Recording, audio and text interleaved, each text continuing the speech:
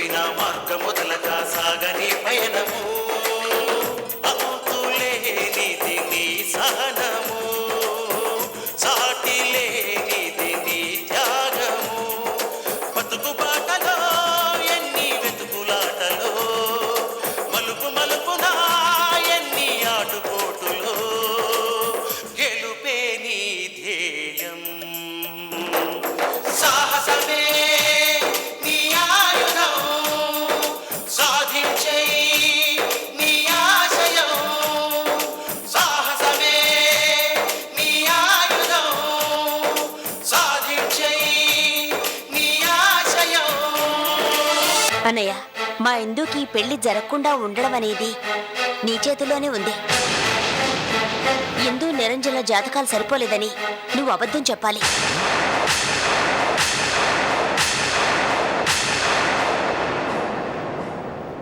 కాదు కూడదు వీల్లేదు అని అభ్యంతరాలు చెప్పకుండా నాకు ఈ సహాయం చేయాలి. చేయలేను, ఆ పని మాత్రం చేయలేను. నీ ప్రాణ స్నేహితుడు కుటుంబం గురించి ఈ చిన్న సహాయం చేయలేవా అన్నయ్య? ఇది చిన్న సహాయం కాదమ్మా, పెనుముప్పు కలిగించే పెద్ద అబద్ధం. నువ్వు అన్న అరిష్టం మా ఇంటికి పట్టకుండా ఉండాలంటే ఇంతకు మించి మరో దారి లేదన్నయ్యా. దారి లేదని నన్ను నేను దగా చేసుకోమంటావా? ఆత్మవంచన చేసుకోమంటావా? గాయత్రిని చెప్పించే నోటితోటి అసత్యం పలకమంటావా చెల్లెమ్మా? అవసరార్థం అబద్ధం ఆడటంలో తప్పు లేదని ధర్మరాజే నిరూపించాడు కదా. అది ఒక్క పర్యాయానికే వర్తిస్తుంది, పదే పదే ఆడే అబద్ధాలకి వర్తించదు. ఇప్పుడు ఇందుని పెళ్లి చేసుకోవడానికి ముందుకొచ్చిన నిరంజన్ తల్లి విషయంలోనూ అతని చెల్లెలి విషయంలోనూ గతంలో ఓసారి నా చేత అబద్ధం ఆడించావు, మర్చిపోయావా? కూతురు జాతకం గురించి యమునొచ్చిందిగా, ఆ జాతకానికి సంబంధించిన నిజాలు ఆవిడికి తెలియకూడదు, నువ్వు చెప్పకూడదు. నిజాలను దాచి అబద్ధాలు చెప్పాలి. అబద్ధాలు నేను చెప్పలేనమ్మా, అసత్యం నా నోటి నుంచి రాదు, రాకూడదు. నీ నోటి వాక్కు గురించి నాకు తెలియంది కాదు. అవసరార్థం అబద్ధం ఆడడంలో తప్పే లేదని శ్రీకృష్ణుడు ఆ ధర్మరాజు చేత అబద్ధం ఆడించాడు. చూడమ్మా, నేను శ్రీకృష్ణుణ్ణి కాదు, ధర్మరాజుని కాదు.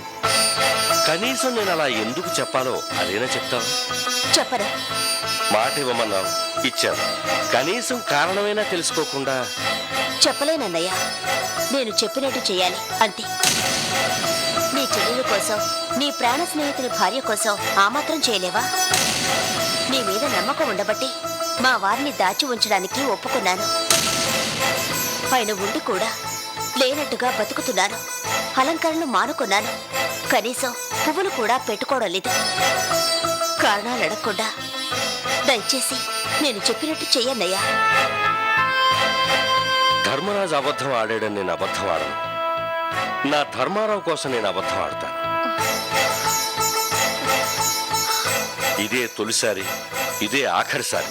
ఇక ముందు ఎట్టి పరిస్థితుల్లోనూ నా చేత మళ్ళీ అబద్ధం ఆడించనని నువ్వు నాకు మాటిస్తే నీకోసం నేను ఈ అబద్ధం చెప్తా. సరే, మాటిస్తున్నాను. ఇచ్చిన మాట తప్పకూడదు చెల్లెమ్మా. తప్పనన్నయ్యా, మా వారి మీద ఒట్టేసి చెప్తున్నాను. ఎప్పుడో ఎందుకో గుర్తొచ్చిందా? నా చేత మళ్ళీ అబద్ధం ఆడించనని నువ్వు నాకు మాటిచ్చావు. నువ్వు నీ మాట తప్పుతూ నా నియమనిష్టల్ని కూడా తప్పమంటావా? అరిష్టం అరిష్టం అని ఇందుని ఎన్నాళ్ళు నీ ఇంట్లో ఉంచుకుంటావు? దానికి ఇంటి ఆడపడుచుని బలి చేస్తావా? కోరి వచ్చిన సంబంధాన్ని కాదని కాదనుకో. అన్నయ్య, నేనే దుర్మార్గురాల్ని కాను, కసాయితల్ని అంతకన్నా కాను. మంచి చెడ్లు నాకు తెలుసు. ఈ గండం గడిస్తే మంచి సంబంధం చూసి ఇందుకి పెళ్లి నేనే చేస్తాను. చెయ్యొచ్చు. ఇందు నిరంజన్ని పెళ్లి చేసుకోవడానికి మాత్రమే ఒప్పుకుంది. ఇప్పుడు ఈ పెళ్లిని ఆఫ్ చేసి ఆ తర్వాత ఇంకో సంబంధాన్ని తీసుకొచ్చి పెళ్లి చేస్తావు అంటే అందుకు ఇందు ఒప్పుకోవాలిగా. నేను ఒప్పిస్తాను. నీ నమ్మకానికి నా జోహార్లు చెల్లెమ్మా. కానీ నీకోసం అబద్ధం ఆడి నాకు నేను సమాధానం చెప్పుకోలేను. అన్నయ్య, నేను ఈ అబద్ధం ఆడను, ఆడలేను.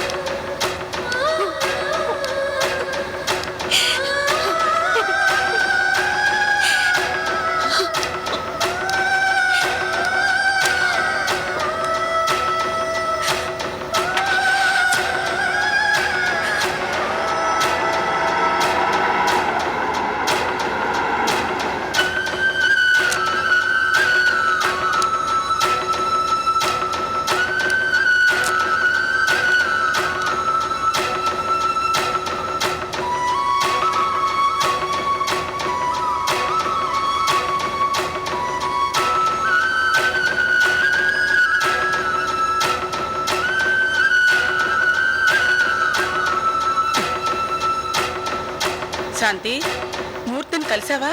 ఏమన్నాడు?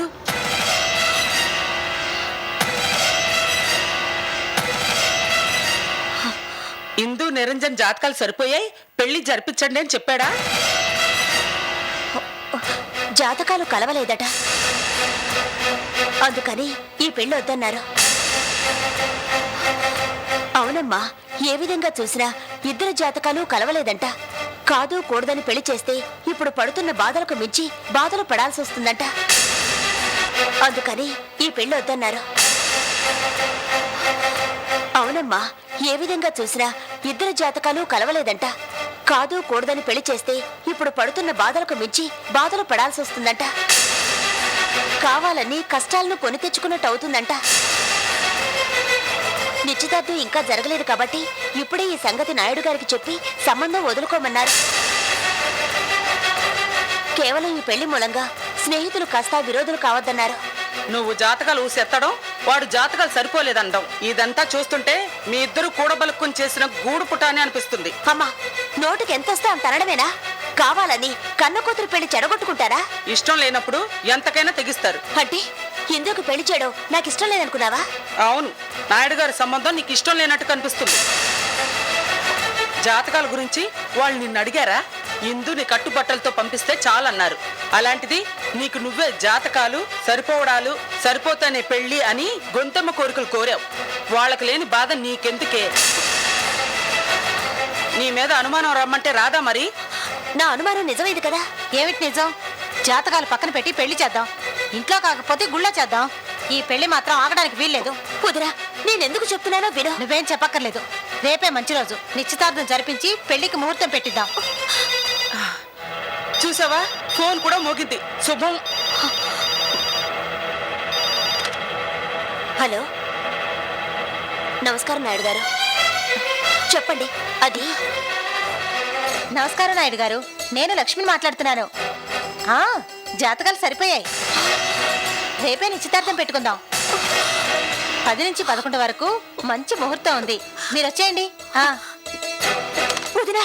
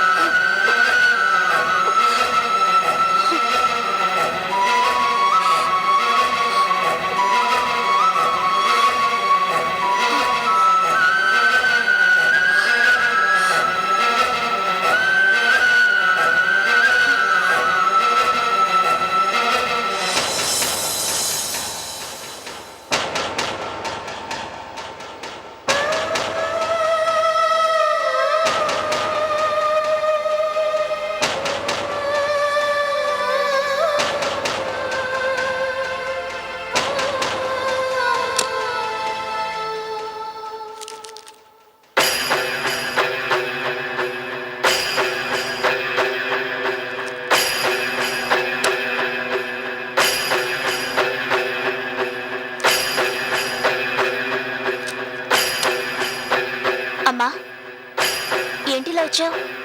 అదోలా ఉన్నావేంటి? నాతో ఏదైనా మాట్లాడాలా? రా, కూర్చో.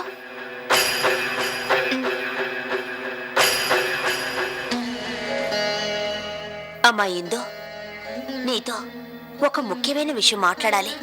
ఏంటమ్మా, చెప్పు. ఏం లేదమ్మా, మన ఇంట్లో వాళ్ళంతా కలిసికట్టుగా నీకు పెళ్లి చేయాలని అనుకుంటున్నారు.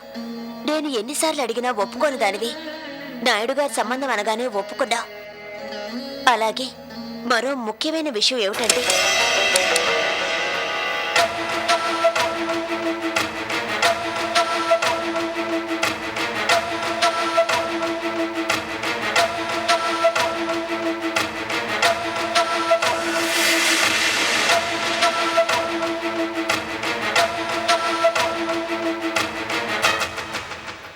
ఇందు, ఒకసారి నాతో రామ్మా.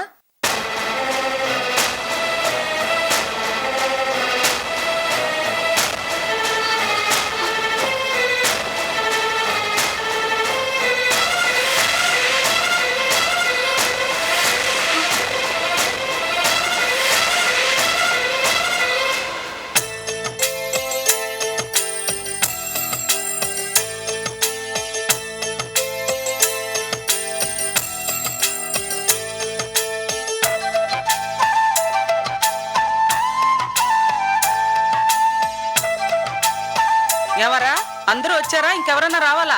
అందరం వచ్చామండి, ఇంకా శాంతమ్మ గారే రావాలి. ఆ వస్తుందిలేండి. రేపు నిశ్చితార్థానికి ఏమేం చేయించాలో ముందు తేల్చండి. పెద్దమ్మా, రేపు నిశ్చితార్థం పెట్టుకొని ఇవాళ చేయించడం కష్టం. అందుకని హోటల్కి ఆర్డర్ ఇచ్చేద్దాం. అవును, మాలి అక్క చెప్పినట్టు హోటల్లో ఆర్డర్ చేయడమే మంచిది. ఏ ఐటమ్స్ ఆర్డర్ చేయాలో డిసైడ్ చేయండి. 4 రకాల స్వీట్లు 4 రకాల హాట్లు ఆర్డర్ ఇస్తే సరి. అమ్మమ్మ, నిశ్చితార్థానికి ఎంతమంది వస్తారో ఇప్పుడే చెప్పేయండి. ఎందుకంటే ఎక్కువ ఆర్డర్ ఇచ్చి తక్కువ మంది వచ్చారనుకో అంతా వేస్ట్ అయిపోతుంది. రే, ఎక్కడ కూడా నీ పిసినారి బుద్ధి చూపిస్తున్నావా? రే వినోద్, ఒకవేళ మిగిలిపోతే మన గాంధీ అనాథాశ్రమానికి ఇచ్చేయచ్చు. ఖర్చు గురించి నువ్వేం ఆలోచించకు. అవును, పంతులు గారికి కబురు పెట్టమని చెప్పావే, కబురు పెట్టావా? అప్పుడే కబురు పెట్టాను. ఏం కబురు పెట్టారో ఏంటో. అసలే ఆ పూజారి గారు వెయ్యి కూడా పూజారి. రే, ఎందుకైనా మంచిది ఇంకోసారి కబురు చేయండి. చూడండర్రా, ఏ లోటు రాకుండా ఏ తేడా పడాలు లేకుండా నిశ్చితార్థం ఘనంగా జరగాలి. అమ్మా, 15 రోజుల్లో ఆయన వస్తున్నారు. అంచేత రేపు నిశ్చితార్థం ఆపుదాం. ఆయన వచ్చాక ఆయనతో మాట్లాడి ఆ తర్వాత పెట్టుకుందాం. రేపు నిశ్చితార్థం అని నాయుడు గారికి చెప్పాం.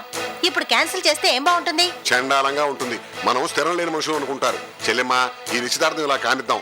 అంతగా కాదనుకుంటే పెళ్లి ముహూర్తాలు బాగా వచ్చిన తర్వాత పెట్టుకుందాం. అవును, బాబాయ్ గారు చెప్పింది బానే ఉంది. ఏమిటి బాగుండేది? తందానా తానా పాడడానికి మాత్రం బాగా తయారయ్యావు. అలా దాని మీద విరుచుకుపడతావేమిటే? ఇప్పుడు అదేమందని? అమ్మా, నేను చెప్పేది వినండి.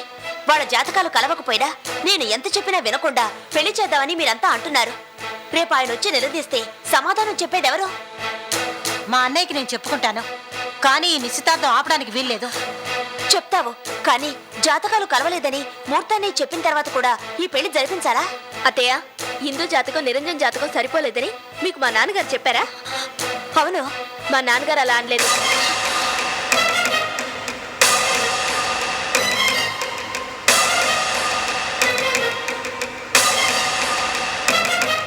జాతకాలు సరిపోలేదని చెప్పమంటూ మా నాన్నగారిని మీరు బలవంత పెట్టారు.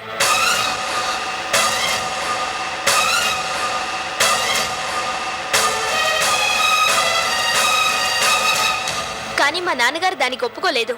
జాతకాలు సరిపోలేదని మా నాన్నగారు అన్నట్టు మీరు అంటున్నారు. ఏమిటి, జాతకాలు సరిపోలేదని మీ నాన్న అబద్ధం చెప్పమందా? శాంతి, అనిత అన్నది నిజమేనా?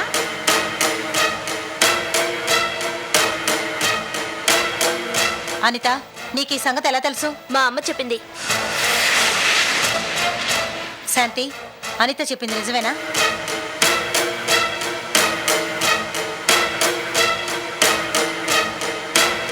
చెప్పు, అనిత చెప్పింది నిజమేనా? నువ్వు అలా నిలదీస్తే మాత్రం ఎందుకు ఒప్పుకుంటుంది? ఒప్పుకోను. నాయుడు గారి సంబంధం నాకు నచ్చలేదు. ఎందుకు నచ్చలేదు? చెప్పను. చెప్పాల్సిన అవసరం నాకు లేదు. నా కూతురు పెళ్లి నా ఇష్ట ప్రకారం జరగాలి. జరుగుతుంది, జరిపిస్తాను. అసలు నా కూతురు పెళ్లి విషయంలో కలగ చేసుకోవడానికి మీరెవరు?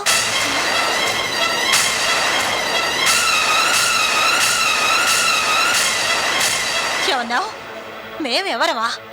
ఏది మళ్ళీ అను.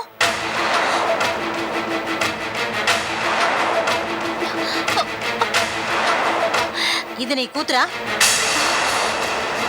చెప్పు, ఇందు నీ కూతురా? ఇందు నీ కూతురా? చెప్పు, ఇందు నీ కూతురా? కాదు, నీ కూతురు కాదు. ఇందు నీ కూతురు కాదు. ఎప్పుడైతే నా కొడుకు ఇందు మెళ్ళలో 3 ముళ్ళు వేశాడో ఆనాడే నాకు కోడలైంది.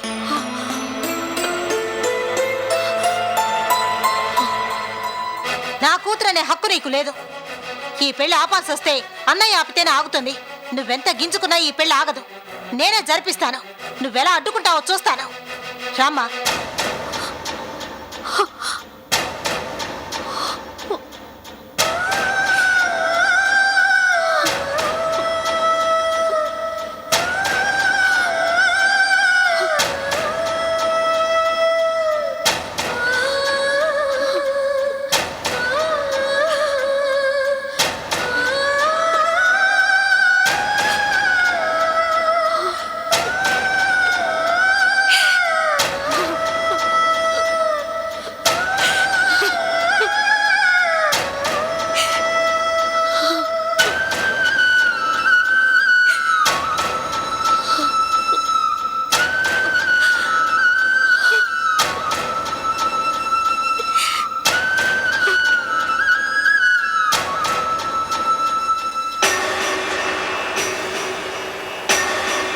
నా కూతురు పెళ్లి నా ఇష్ట ప్రకారం జరగాలి. జరుగుతుంది, జరిపిస్తాను. అసలు నా కూతురు పెళ్లి విషయంలో కలగ చేసుకోవడానికి మీరెవరు?